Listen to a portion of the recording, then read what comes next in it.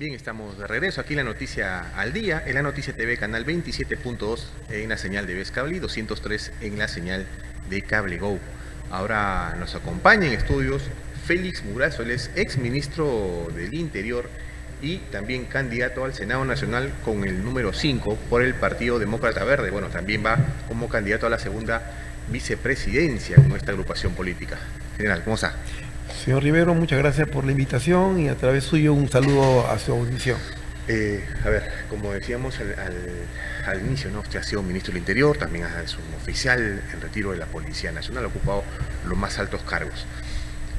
Evidentemente vamos a hablar de inseguridad ciudadana y es un tema que golpea todos los días y a todos, ¿no? Directa o indirectamente.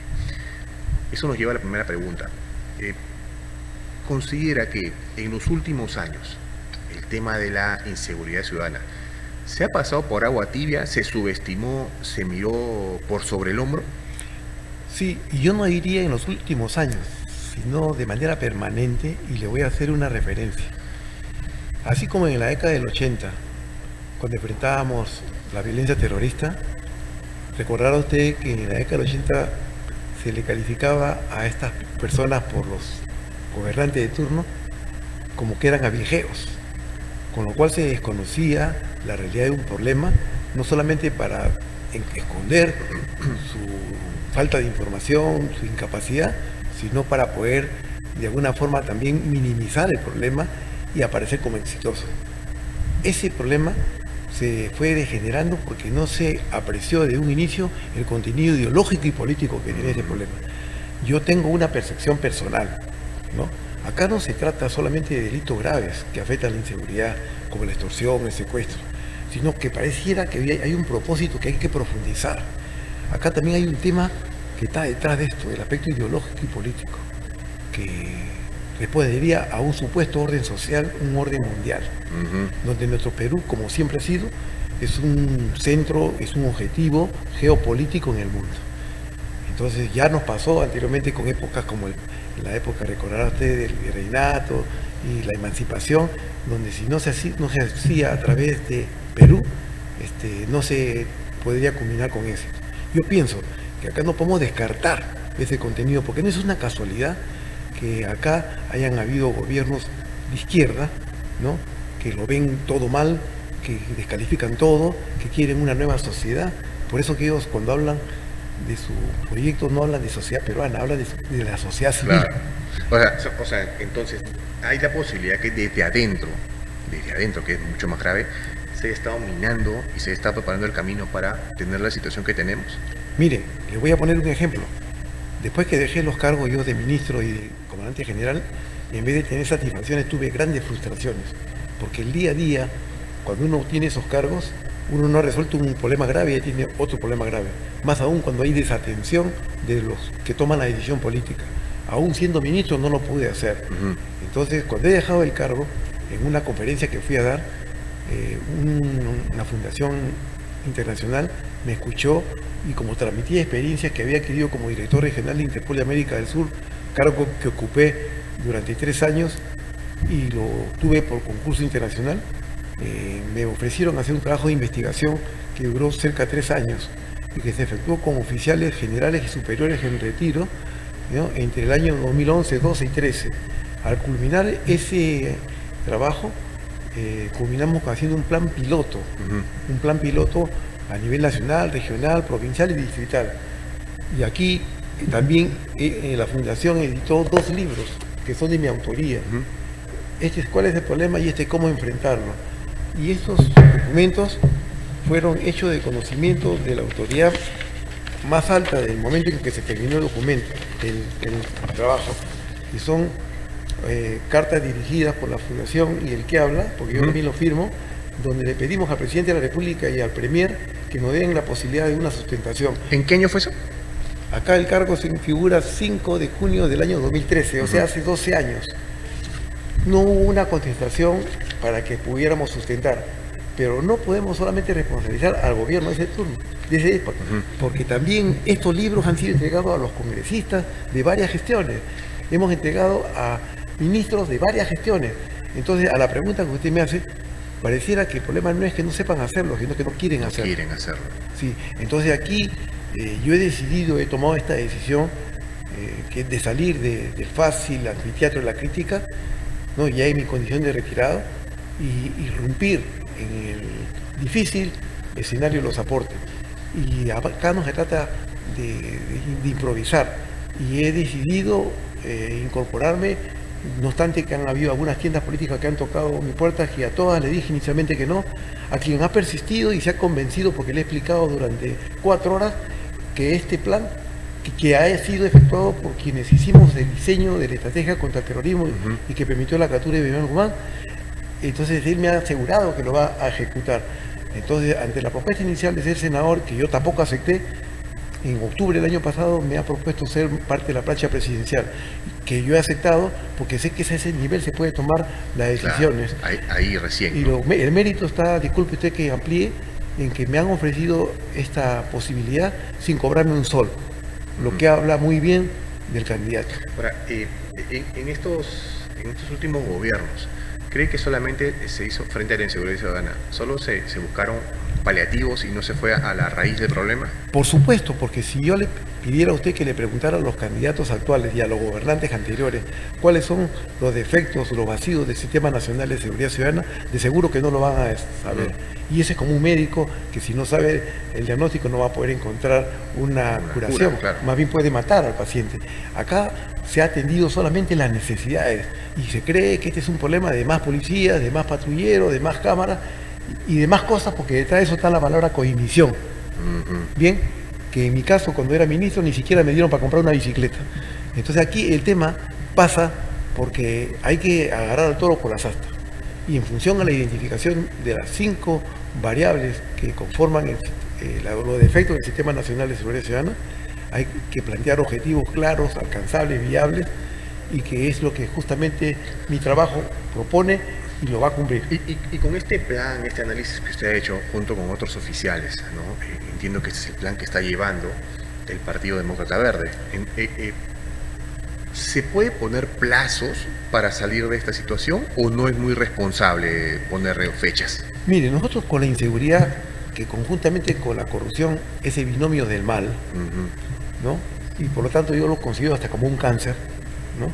No se puede también ser irresponsable, como dice el Acuerdo Nacional, vamos a erradicar la violencia, vamos a eliminar la delincuencia. Eso es mentir, porque son objetivos no alcanzables, porque delincuencia y violencia ha habido desde antes de Cristo, durante Cristo y qué dudas después de Cristo. Entonces aquí hay que plantear objetivos que sean viables, como por ejemplo reducir, ¿no? Los factores, y que no solamente son delictivos, porque uno puede morir, si es verdad, por la comisión de un delito, puede afectar su salud como consecuencia de eso, pero también hay que tomar en cuenta que hay factores no delictivos. Por ejemplo, accidente de tránsito, por ejemplo, aspectos con desastres naturales. Otro aspecto fundamental que nos dejó como enseñanza y mensaje, el COVID. El COVID hizo un estrago tremendo en la sociedad y no es delictivo. Claro. Lo que pasa es que también hay una tendencia de policializar el problema de la inseguridad. Y el problema de la inseguridad es un problema mucho más amplio, es multisectorial, donde los sectores deberían respondiendo a una política de Estado que diga qué cosa quiere nuestro país, qué cosa quiere Perú con respecto a la inseguridad, con respecto al trabajo, con respecto a la salud, con respecto a la educación. Eso tiene que quedar claro. Y hasta este momento no ha habido política de Estado en cuanto a seguridad, porque no se conoce el problema. Claro. Mucha gente critica, habla, todo, pero este trabajo nos ha permitido identificar que muy pocos conocen. Ahora, justamente usted habla del tema de que esta inseguridad ciudadana se señala mucho a la policía, ¿no? Incluso en estos debates que hemos estado viendo la semana pasada, que se abordó el tema de seguridad ciudadana, más de un candidato hablaba sobre una reforma policial. Incluso muchos apuntan también a refundar o a volver a tener una policía de investigaciones que a todas luces se necesita para algunos. Va por ahí el tema, digamos, uno de los puntos que se deben evaluar es la reforma policial. Para mí el formato y el fondo que se ha utilizado para este debate ha determinado que la gente haga planteamientos generales. Es que no se puede explicar, pues, ¿no? Muy Así es. corto el tiempo. Sí, no se puede resolver en minutos lo que tenemos arrastrado por años. Lo del libro, un libro así no puedes explicarlo en 2 minutos y medio. Definitivamente. Entonces, lamentablemente, aparte que hay el sesgo de pensar que este es un problema policíaco, de policías y ladrones, este es un tema mucho más profundo, que nosotros sí lo estamos abordando. Pero yo quiero referirme a lo que está preguntando usted, ¿no? Policializar un problema no es bueno, pero sí hay que reconocer que la policía, producto de una policía nacional unificada, con criterios netamente políticos y hasta de venganza, hizo justamente porque yo le invito a que usted vea el artículo 277 de la Constitución, que la Asamblea Constituyente con mayoría prista formuló, y desapareció la palabra investigar. Y eso en política no es una casualidad, es algo provocado. Y tanto es así que meses después crearon con el Ministerio Público el decreto legislativo 52 y le otorgaron la misión de investigar al Ministerio Público. El Ministerio Público son abogados como yo, pero no son pesquisas. El policía se hace en la calle. El conocimiento y las experiencias no se obtienen pues leyendo libros, escuchando clases. No, no es así. Aparte que se necesita una serie de perfiles que no los tiene la Fiscalía. Y nosotros, policías, somos 24/7. Y no hay hora, no hay día que no sea hábil para trabajar. Eso no sucede con quien trabaja en horario de oficina y tiene ese esquema. Y aparte que se cree jefe de la policía y así no es. Este es un tema, debemos trabajar como funcionarios, como servidores públicos para servir al país y lograr objetivos. Claro, justamente una de los problemas que según algunos especialistas tenemos, bueno, y también algunos oficiales de la policía señalan que tenemos un déficit en número de policías, ¿no? Justo la semana pasada hubo una promoción que salía de las escuelas y eran como 5.600 policías más o menos.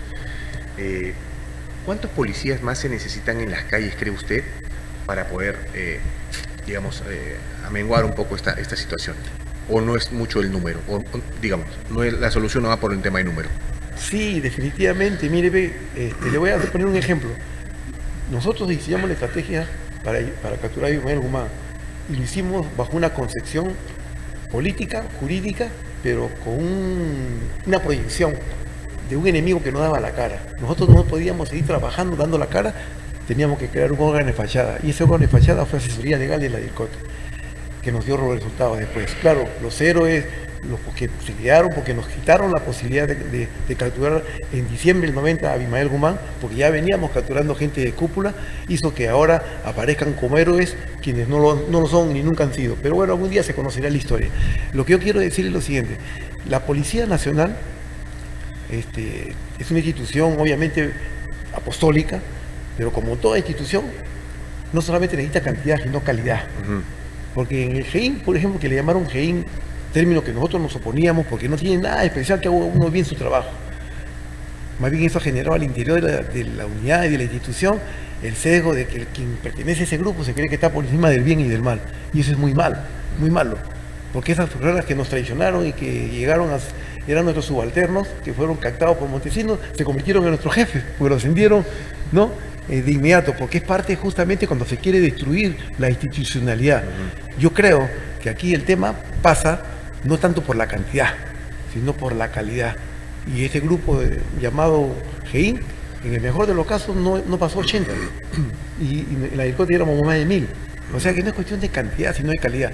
Por lo tanto, yo pienso que sí es verdad que no le pueden echar la culpa del activo y del pasivo a la policía, pero la policía sí tiene que hacerse un proceso de reingeniería, de modernización, no politizado, sino técnico profesional, porque todas las reorganizaciones que se han hecho hasta la fecha, que son más de 10, no han significado ninguna alternativa. Entonces aquí lo que se trata es que involucremos a aquellos policías buenos que existen, porque no se puede hacer a espaldas de lo organizado, es una reorganización, que es lo que se ha venido haciendo.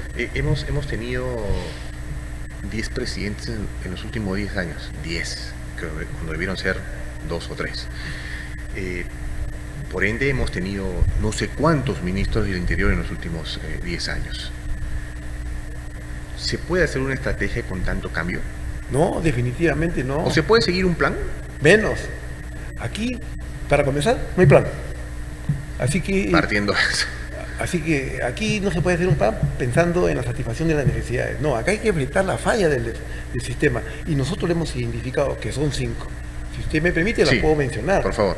La primera, que tenemos un sistema jurídico ineficaz. ¿Qué duda cabe? A nivel penal. Mire usted las famosas leyes pro crimen que han rotulado. El Código Procesal Penal a cargo del Ministerio Público, que a la vez que defiende los intereses públicos, también tiene que defender al delincuente. Una contradicción. El aspecto penitenciario, ¿qué duda cabe? Acá tenemos una cantidad, dicen que son de 100.000 internos a nivel nacional. Esos 100.000 internos que ya están presos tienen un correlato. Imaginemos que sean el triple, 300.000 personas a nivel nacional, que sean los que estén cometiendo la falla o las infracciones penales. ¿Qué son 300.000 personas negativas comparado con la población nacional, que son más de 30 millones? Ni siquiera el 1%. Entonces, en términos lógicos, podemos permitir que el 1% de esa población negativa ponga contra la pared al 99% de personas que son trabajadoras, que quieren lo mejor para el país. Por lo tanto, hay que vencer la indiferencia, porque la seguridad no es un tema que pasa solamente por la que me puedan brindar, sino la conciencia de seguridad. Y en esta propuesta estamos mencionando eso. Estamos mencionando una participación proactiva de los afectados. Entonces, hemos partido en nuestra propuesta de una nueva estrategia que se llama el trinomio información, acción y reacción. Porque si hay información, no hay acción y no hay reacción, no significa nada. Pero no solamente los actores que se llaman operadores de justicia, tenemos que actuar todos, sobre todo la población agraviada. Entonces, esta estrategia que todos hablan, ¿hay estrategia o ya tenemos estrategia? Es solamente una. Trinomio, información, acción y reacción. La táctica, que es la forma como operar una estrategia, está en explotar ese binomio que hay entre la autoridad y la comunidad, pero con dignidad. Lo que sucede es que ahora la gente de cualquier lugar sabe quién es el ladrón, quién es el sinvergüenza, quién es el que vende droga, pero se queda callado, porque el Estado no ha sido capaz de crear un canal de comunicación efectivo, reservado, secreto y motivado hasta económicamente, ¿no?, para poder lograr. Lo que pasa es que estamos permitiendo que se mantenga el mito del delincuente invisible. El delincuente invisible no existe, son seres humanos como nosotros que también cometen errores. Lo que pasa es que hay que quitarle velocidad, movilidad e invisibilidad. Y eso se va a hacer en la medida en que organicemos a la población. Y bajo este análisis que hace, este esquema que usted, digamos, identifica, ¿qué papel ha venido jugando el CONASEC? El CONASEC es un fracaso, y se lo puedo decir con conocimiento de causa, e incluso ha acuñado proyecciones de partidos socialistas, porque esta palabra que se llama seguridad ciudadana es un binomio jurídico nuevo que recién se ha incorporado a la Constitución en el 93, pero con grandes errores que yo como abogado lo he analizado. Para comenzar, si usted se remonta al análisis de la exposición de motivos del Congreso, y va a darse cuenta que es una expresión, primero, confusa, difusa, ineficaz, y lo que es más, sustitutoria de una labor que se conoce en el Perú y en el mundo como labor esencialmente policial, que es el orden público, que tiene que ver con la prevención, la investigación de las faltas y delitos. Lamentablemente, eso fue un aspecto que ha de alguna manera descuidado a la policía. Pero el hecho de que lo descuide no significa que tengan que sustituirla. Y sobre todo con alcaldes, ¿no?, que quieren ahora ser jefe de la policía y que tienen incluso algunos un prontuario peligroso, no solamente desde el punto de vista penal, sino desde el punto de vista ideológico. Usted mencionó justo alcaldes, ¿no? Y se cae de madura la pregunta, ¿no? ¿Usted está de acuerdo con dotar de armas a los serenos? ¿O es un riesgo? Mire, dotar de armas significa una responsabilidad. Pero también quiero decirle algo, para que se corrija. No se puede hablar de armas no letales, porque yo con un palo puedo matar. Claro, arma es arma. Entonces aquí lo que tiene que llamarse armas defensivas. Ajá. ¿De acuerdo? Cambiar el concepto. Claro, y no pueden tenerlo todos los serenos, tiene que haber alguien que lo domine, que lo pueda manejar y administrar. Pero ese no es un tema, ¿no? Porque sí es verdad que el sereno surgió como una alternativa frente al fenómeno terrorista, donde la policía tuvo que replegarse y abandonar las calles, porque se replegó en sus instalaciones. Entonces aquí la idea más bien es articular, pero no se le puede dar responsabilidades que no le corresponden. ¿Por qué? Porque nosotros los policías que tenemos armas, tenemos un reglamento interno, tenemos un fuero privativo, que es un mecanismo de control, porque se puede convertir pues, en un arma de doble filo. Yo creo que este es un tema que va a partir de lo más elemental, que en todo sitio se da. Para que haya resultados, para que haya objetivos claros alcanzados, tiene que haber información. Y esa palabra se llama información. No hemos sabido administrar la información. Y hablando de los efectos, para terminarlos, yo hablé de dos. Sistema jurídico ineficaz, de la articulación de la comunidad donde no existe un canal adecuado, pero también falta de capacidad de gestión. Hay gente que se queja que toda la vida no hace la cosa por falta de dinero. No es por falta de dinero, porque hay gente que devuelve dinero y hay gente que utiliza el dinero en corrupción. La otra cosa es importante, que no ha habido una estrategia para identificar, captar líderes, tanto gubernamentales como para comunales, que los hay. Porque usted va al lugar más pobre, va al lugar de mayor criminalidad, hay gente buena, pero que no han sido identificadas para ser captadas. Nosotros tenemos un planteamiento para eso. Y el último, como falla, que para mí es el más peligroso, es que tenemos un escenario social en Perú muy difícil de gobernar. ¿Por qué? Porque nuestras diferencias, porque no podemos desconocer de que acá hay discriminación, segregación, que genera pues un resentimiento. Y esa polarización también. Esa polarización hace que la gente no se identifique, sobre todo cuando ve que hay un Estado que no cumple una labor efectiva contra la corrupción y el delito grave. Entonces no se identifica con el sistema, por lo tanto quien no se identifica con el sistema, pues como dice el dicho, lo que no se conoce, no se reconoce, no se quiere, y lo que no se quiere no se defiende. Claro. Entonces aquí tenemos que hacer un trabajo, pero así pero con una visión holística, integral. Acá no se trata de salir a la calle y poner policía porque van a capturar. Si no, le pongo el ejemplo. El ratoncito que vive en su casa, ¿va a salir cuando esté el gato? No. Va a esperar que no haya luz, que no haya ruido. Esos son los momentos. Entonces nosotros tenemos que ver esa parte externa para que nuestro golpe sea certero. Claro. Y para eso no se trata solamente de estrategias, sino la aplicación de estratagemas, que yo he aprendido como director regional de Interpol, que existen. ¿Por qué? ¿Qué cosas son un estratagema? Son estrategias engañosas. Son como señuelos. Y acá estamos permitiendo que el protagonismo lo asuma el delincuente, que es inteligente. Pero nosotros tenemos que demostrar como una partida de ajedrez que somos más. Y sobre todo, importante, distinguido señor Rivero, la inteligencia debe ser tomada no solamente como un procedimiento operativo, que fácilmente se habla, sino como un procedimiento mental. Y en inteligencia hay cosas que se hacen y nunca se dicen.